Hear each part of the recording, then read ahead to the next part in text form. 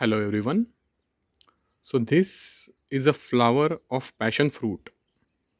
Now according to principles of permaculture, every element of your garden should have more than two functions.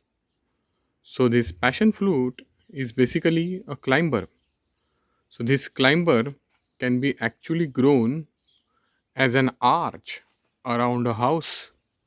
So you get a nice green arch as an ornamental feature right near the entrance of the house.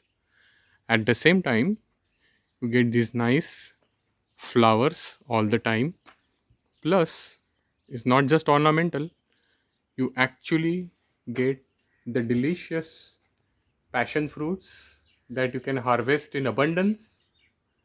And the passiflora, the passion fruit evergreen climber, also attracts plenty of pollinators like bees and butterflies. So you can have multiple functions by single element like a climbing arch. You can have many such plants so that they can cover up the entire roofing, which will also provide nice cool shade in the hot summers.